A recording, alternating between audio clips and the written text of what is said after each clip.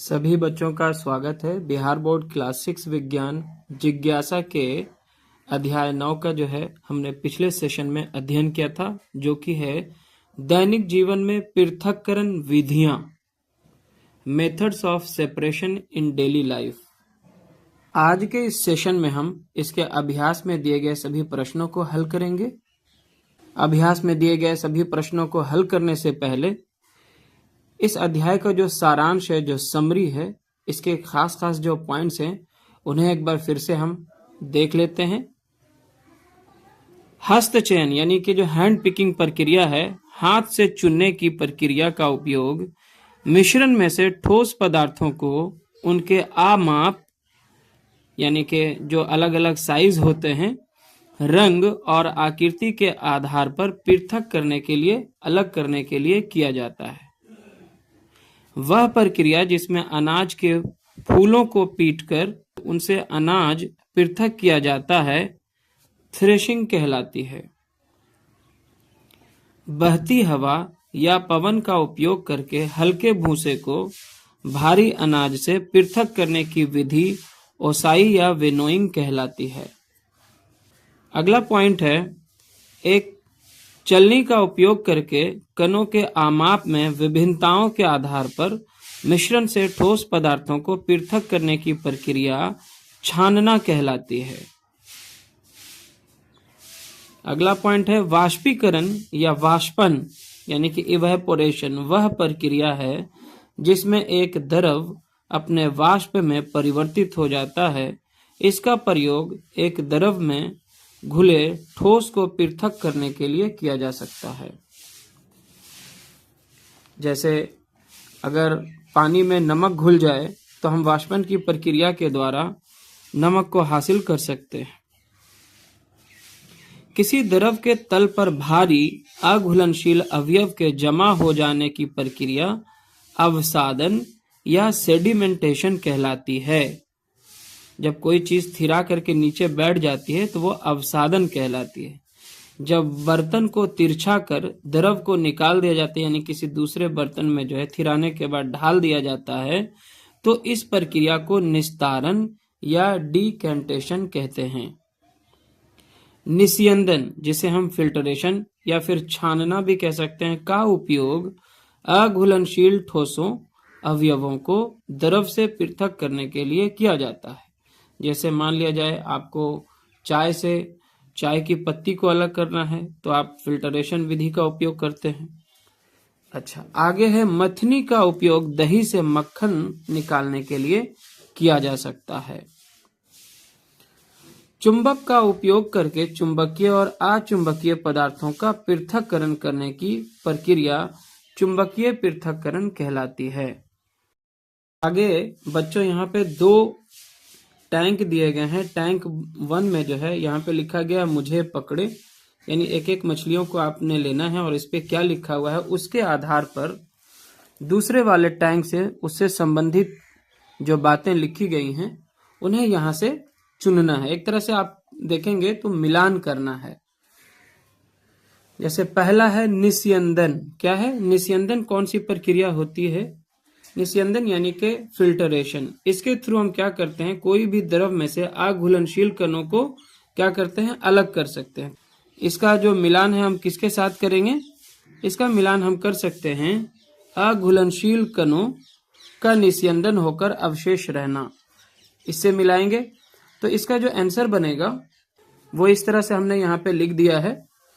तो निस्यंदन का मिलान आपको करना होगा अघुलनशील कणों का निस्यंदन होकर अवशेष रहना। इसके साथ निस्तारण है अगला, उसका हो जाएगा पानी और तेल का मिश्रण।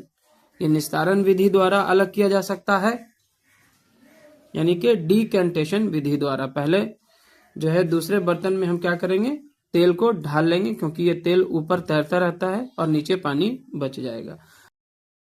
और अगला है संघनन यानी कि कंडेंसेशन। जलवाष्प का उसकी द्रव अवस्था में परिवर्तित होना है। इसके साथ इसका मिलान करेंगे हम। चलिए आगे है हस्तचयन यानी कि हैंड पिकिंग, बड़े कणों को हाथ से चुनना, ये इसके साथ मिल जाएगा। आगे है मथना यानी कि चर्निंग, दही से मक्खन निकालना, ये इसका मिलान होगा इसके साथ। आगे है वाष्पीकरण यानी कि इवेपोरेशन, समुद्र जल से नमक अलग करना, ये वाष्पीकरण विधि द्वारा होता है। आगे है ओसाई जिसे हम विनोइंग भी कहते हैं, मिश्रण के हल्के अवयव को फूंक मारकर पृथक करना, ठीक है। या फिर हवा में जो है सूप के सहारे विनोइंग किया जाता है, जो अनाज के कण होते हैं वो नीचे गिर जाते हैं और जो हल्के अवयव होते हैं जैसे कि भूसा वगैरह वो थोड़ी दूरी पे जाके गिरते हैं। आगे है अवसादन, अवसादन जिसे हम सेडिमेंटेशन कहते हैं, किसी चीज को थिराने देते हैं, वो द्रव में धीरे धीरे बैठ जाता है, भारी कणों का नीचे बैठना, ये क्या कहलाता है? अवसादन या सेडिमेंटेशन कहलाता है। आगे है छानना, ठीक है, ठोस के कणों के आकार में अंतर की वजह से हमें छानना पड़ता है। आगे है थ्रेसिंग, फूलों को पीटकर अनाज के दानों को अलग करना, ठीक है। चलिए अगला है चुंबकीय पृथक्करण, मैग्नेटिक सेपरेशन जो होता है चुंबकीय गुणों में भिन्नता के कारण, ठीक है। कुछ पदार्थ जो है चुंबक से चिपक जाते हैं और कुछ नहीं चिपक पाते हैं, तो जो चिपक जाएंगे उनको अलग कर लेंगे, है ना। चलिए और अब हम सीधे अभ्यास में दिए गए प्रश्नों को एक एक करके हल करते हैं। पहला प्रश्न है, पृथक्करण विधि के रूप में हस्त चयन का प्रयोजन है निस्यंदन, छटाई, वाष्पन या फिर निस्तारण। तो ये छांटना होता है, एक एक करके हाथ से जो है चुन के अलग कर लेना होता है, तो इसका उत्तर हो जाएगा छटाई। ख नंबर इसका सही जवाब होगा। प्रश्न संख्या 2 है, निम्नलिखित में से किन पदार्थों का पृथक्करण मथना यानी कि चर्निंग विधि से किया जाता है? तेल का पानी से, रेत का पानी से, या फिर मक्खन का दूध से, या ऑक्सीजन का वायु से। तो ये हमने अध्याय में भी पढ़ा था, दूध से मक्खन को अलग करना जो है वो मथना विधि यानी कि चर्निंग विधि द्वारा किया जाता है, तो इसका उत्तर हो जाएगा ग। तीसरा प्रश्न है, निस्यंदन के लिए निम्नलिखित में से कौन सा कारक प्रायः अनिवार्य होता है? निस्यंदन को हम फिल्टरेशन भी कहते हैं। ऑप्शन है उपकरण का आकार, वायु की उपस्थिति, छिद्रों का आकार या मिश्रण का तापमान। तो ये छिद्रों के आकार पर निर्भर करता है ना। चलिए आगे बढ़ते हैं। क्वेश्चन नंबर 4, कारण देते हुए बताएं कि निम्नलिखित कथनों में सही और गलत कौन कौन से हैं। असत्य कथनों को सही करके लिखें। आइए इसका उत्तर जानते हैं। जो पहला कथन था वो था, नमक के विलयन को सूर्य के प्रकाश में या धूप में रखकर नमक को इससे पृथक किया जा सकता है। तो इसका उत्तर होगा सही है, ये बात सही है, क्योंकि धूप में रखने से पानी वाष्पित हो जाता है। उसका जो कारण है वो यहाँ पे हम लिख सकते हैं, ठीक है।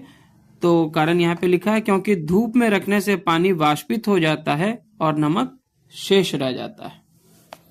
दूसरा प्रश्न है, जब एक अवयव कम मात्रा में हो तभी हस्त चयन का उपयोग होता है। तो ये बात भी बिल्कुल सही है।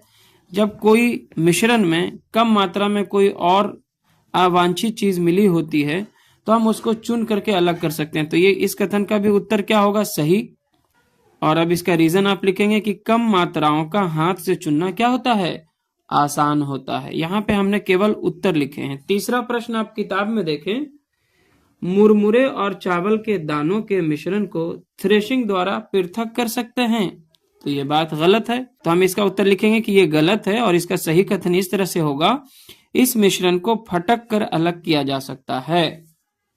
चलिए अगला जो प्रश्न है घ नंबर में इसमें है, बुक में आप देख सकते हैं, लिखा है सरसों के तेल और नींबू पानी के मिश्रण को निस्तारण द्वारा पृथक कर सकते हैं। तो ये सही है। निस्तारण को कहते हैं डीकैंटेशन करना, मतलब दूसरे बर्तन में ढालकर अलग कर लेना। तो ये बिल्कुल सही है, क्योंकि तेल जो है पानी के ऊपर जो है तैरता रहता है, पानी के साथ मिलता नहीं है। तो इसके उत्तर में हम लिखेंगे सही। और रीजन क्या है? क्योंकि तेल और पानी अलग अलग परतें बना लेते हैं, अलग अलग लेयर हो जाते हैं, पानी के ऊपर तेल आ जाता है। निस्तारण यानी कि डीकैंटेशन विधि से तेल को दूसरे बर्तन में डाल दें, ठीक है। चलिए अगला है ड़ नंबर आप क्वेश्चन देखिएगा किताब में, छानने की विधि का उपयोग चावल के आटे और पानी को पृथक करने में होता है, तो ये गलत है।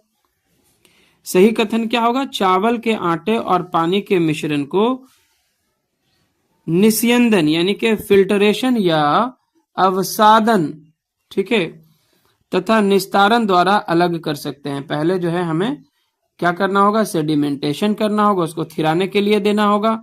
जब वो धीरे धीरे आटा जो है पानी के जिस बर्तन में पानी रखा है उसके तल में बैठ जाएगा, तब जो है हम निस्तारण द्वारा पानी को अलग कर लेंगे और नीचे आटा जो है चावल का वो नीचे बैठ जाएगा। इस तरह से हम दोनों को अलग कर सकते हैं। आगे बढ़ते हैं। क्वेश्चन नंबर 5 है, स्तंभ 1 में दिए गए प्रत्येक मिश्रण को स्तंभ 2 में उपयुक्त पृथक्करण विधि से मिलान करें। यहाँ पे 2 कॉलम दिए गए हैं, कॉलम 1 और कॉलम 2, ठीक है। तो हमें सेपरेशन का जो मेथड होगा उसको सही से मिलान करना है। जैसे बेसन और काले चने का मिश्रण है, तो बेसन और काले चने का जो मिश्रण है इसको हम चाल करके, एक्चुअली होना चाहिए था चालना विधि द्वारा, यहाँ पे छानना लिखा है, तो आप सीविंग करके चलनी से चाल करके अलग कर सकते हैं। तो यहाँ पे छानना आपको मिलान कर देना है। दूसरा है चॉक पाउडर और पानी का मिश्रण। तो चॉक पाउडर और पानी का मिश्रण जो है आप निस्यंदन प्रोसेस से अलग कर सकते हैं, यानी कि आप फिल्टरेशन जो मेथड है उसका यूज कर सकते हैं। फिल्टर करने से क्या होगा? पानी नीचे गिर जाएगा और चॉक पाउडर जो है वो आपका अलग हो जाएगा, ठीक है। तीसरा है भुट्टे और आलू का मिश्रण। ये हम हस्त चयन यानी कि हैंड पिकिंग प्रोसेस से पूरा कर सकते हैं। आलू बड़ा होने के कारण इसे आसानी से हम भुट्टे से चुन करके हैंड पिकिंग के द्वारा अलग कर सकते हैं।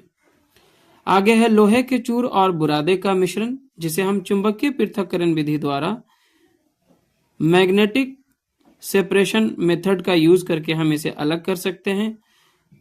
लोहे के जो बुरादे होंगे वो चुंबक के साथ चिपक जाएंगे और इस तरह से बाकी अशुद्धियों को हम अलग कर सकते हैं। ड़ में है तेल और पानी का मिश्रण, जिसे हम निस्तारण यानी कि डीकेंटेशन प्रोसेस के थ्रू अलग कर सकते हैं। तेल पानी के ऊपर तैरता रहता है, जिसे हम आसानी से दूसरे बर्तन में ढाल लेंगे, निस्तारण कर लेंगे और इस तरह से पानी और तेल को हम अलग कर सकते हैं। और प्रश्न संख्या 6 है, किस परिस्थिति में आप ठोस और द्रव के मिश्रण को पृथक करने में निस्यंदन के स्थान पर निस्तारण विधि का उपयोग करेंगे? यानी कि आप फिल्टरेशन ना करके डीकेंटेशन मेथड का यूज करेंगे। इस प्रश्न का उत्तर हम इस तरह से लिख सकते हैं, निस्तारण विधि का उपयोग तब किया जाता है जब ठोस पदार्थ द्रव में घुला हुआ ना हो और वह द्रव के तल में बैठ जाए। उदाहरण के लिए बालू और पानी का मिश्रण। बालू पानी के तल में बैठ जाती है, जिससे निस्तारण विधि से अलग किया जा सकता है। यदि ठोस पदार्थ हल्का हो और द्रव में तैरता हो तो निस्यंदन विधि यानी फिल्ट्रेशन मेथड का उपयोग किया जाता है। क्वेश्चन नंबर 7 है, नासिका में बालों की उपस्थिति को आप किस पृथक्करण प्रक्रिया से जोड़कर देखते हैं? नासिका यानी कि जो हमारा नॉस्ट्रिल्स होता है, हमारे नाक में जो छिद्र होते हैं जिसके थ्रू हम श्वसन की प्रक्रिया करते हैं। इसका उत्तर इस तरह से लिख सकते हैं, नासिका में बालों की उपस्थिति निस्यंदन यानी कि फिल्टरेशन की प्रक्रिया की तरह कार्य करता है। जैसे एक फिल्टर हवा से धूल के कणों को रोकता है, वैसे ही नाक के बाल सांस लेते समय हवा में मौजूद धूल, गंदगी और सूक्ष्म जीवों को रोक लेते हैं ताकि वे हमारे फेफड़े तक ना पहुंच सकें। क्वेश्चन नंबर 8 है, कोविड-19 कोरोना वायरस महामारी के समय हम सभी ने मास्क पहने थे। सामान्यतः वे किस सामग्री से बने होते हैं? आपके मुंह और नथुनों यानी नाक को ढकने में मास्क की क्या भूमिका है? तो इसका उत्तर आप इस प्रकार से लिख सकते हैं, मास्क आमतौर पर सूती कपड़े, सिंथेटिक फाइबर जैसे पॉलीप्रोपाइलिन या विशेष फिल्टर सामग्री जैसे N95 से बने होते हैं। भूमिका, मास्क निस्यंदन यानी कि फिल्टरेशन का कार्य करता है। यह दोहरी सुरक्षा प्रदान करता है। पहला, यह संक्रमित व्यक्ति की छींक या खांसी से निकलने वाली सूक्ष्म बूंदों को बाहर हवा में फैलने से रोकता है। और दूसरा, यह स्वस्थ व्यक्ति को हवा में मौजूद वायरस और धूल के कणों को सांस के जरिए अंदर लेने से बचाता है। क्वेश्चन नंबर 9 है, आपको आलू, नमक और लकड़ी के बुरादे का मिश्रण दिया गया है। इस मिश्रण के प्रत्येक अवयव को पृथक करने के लिए चरणबद्ध प्रक्रिया की रूपरेखा तैयार कीजिए। इसके उत्तर में सबसे पहला जो चरण होगा वो होगा हस्त चयन। सबसे पहले आलू को हस्त चयन यानी कि हैंड पिकिंग विधि से अलग कर लेंगे। दूसरा, निस्यंदन यानी कि फिल्टरेशन। फिर बुरादे और नमक के मिश्रण को पानी से घोलकर छान लें, जिससे बुरादा अलग हो जाएगा और नमक जो है पानी के साथ घुल जाएगा। तो तीसरी प्रक्रिया होगी वाष्पन यानी कि इवेपोरेशन। अंत में बचे हुए पानी को वाष्पित करके नमक को अलग कर लेंगे। 10वां प्रश्न है, अग्रलिखित बुद्धिमान लीला शीर्षक कहानी पढ़ें। इसमें यत्र तत्र आए 2 वैकल्पिक शब्दों में से सबसे उचित विकल्प पर सही का निशान लगाएं। अपनी पसंद से अनुच्छेद का कोई अन्य उपयुक्त शीर्षक दें। जब आप इस कहानी को पढ़ेंगे तो कहीं कहीं आपको 2-2 ऑप्शन हाईलाइटेड मिलेंगे। उसमें से एक ऑप्शन को आपको चुनना है और अंत में जो है इस कहानी का एक शीर्षक अपने अनुसार देना है। ठीक है, चलिए पढ़ते हैं।